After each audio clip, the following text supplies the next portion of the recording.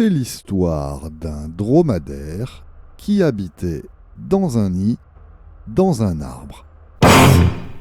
Un matin, le dromadaire se lève avec une furieuse envie de petit déjeuner.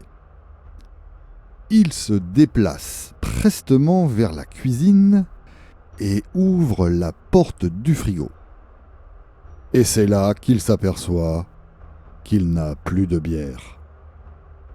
Déçu, le dromadaire décide donc d'aller travailler pour avoir de la nouvelle bière.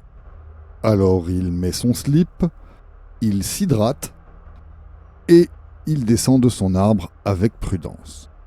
Il met le cap sur la grosse colline, au chantier des singes et des chèvres qui construisent là-bas un toboggan géant. Et aussi un petit hélicoptère. Au terme d'un déplacement à rythme soutenu, cataclip, cataclope, cataclip, cataclope, cataclip, cataclope, cataclip, cataclope, cataclip, cataclope, cataclip, cataclope, cataclip, cataclope, clap-clip, clap-clop, clap-clip, clap-clop, clap-clip, clap-clop, clap-clip, clap-clop, clap, cataclip, cataclope, cataclip, cataclope, cataclip, cataclope, cataclip, cataclope. Il arrive enfin au chantier des singes et des chèvres. Là, il les aide avec vigueur à déplacer les gros troncs d'arbres et les gros rochers que nécessite la construction du toboggan géant et de l'hélicoptère de petite taille.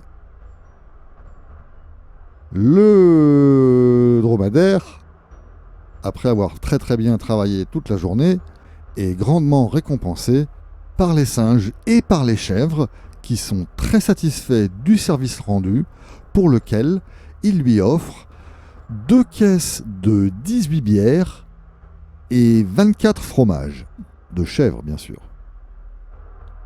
Le dromadaire est fortement heureux. Il les embrasse sur la joue et il rejoint son domicile en portant les caisses de bière et les fromages répartis dans 2 sacs équidistants sur les flancs de son dos puissant.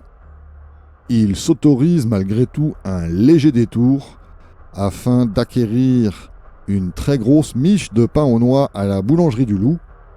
Il va faire des grosses tartines.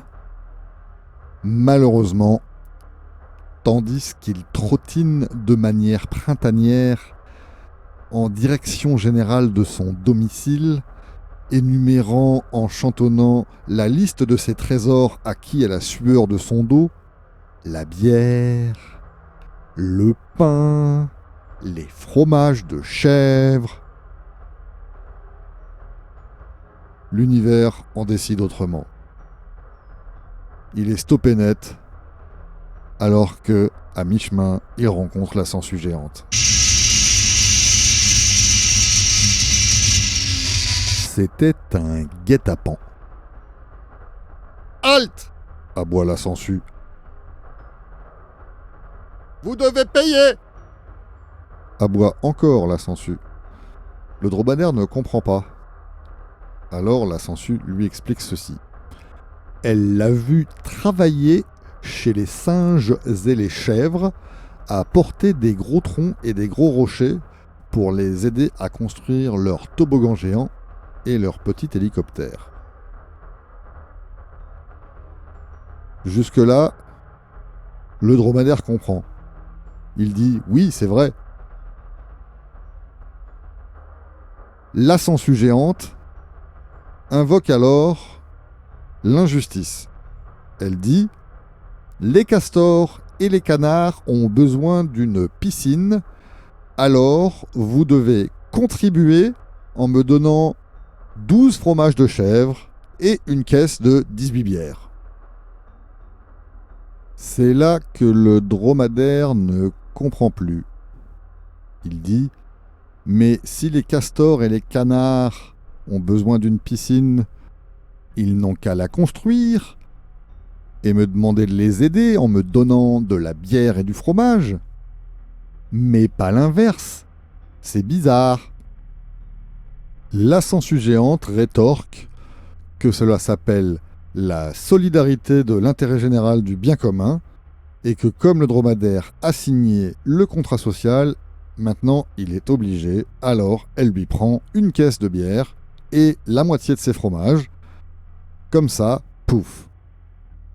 Le dromadaire se fâche, il dit qu'il ne comprend toujours pas, mais il comprend très bien que le vol, ça l'énerve, alors il donne un coup de sabot à la sangsue pour récupérer ses bières et ses fromages. La sangsue se ramasse sur elle-même, elle bondit d'un coup sec et elle lui tranche la gorge. Le dromadaire s'écroule dans son sang, ça gicle dans plusieurs directions orthogonales parfois, et une mare se forme tout autour de son corps inerte. Il a encore juste assez de conscience pour entendre la sangsue géante glousser d'une satisfaction pulpeuse et vengeresse, car enfin, justice est faite, l'égalité règne, les riches ont payé.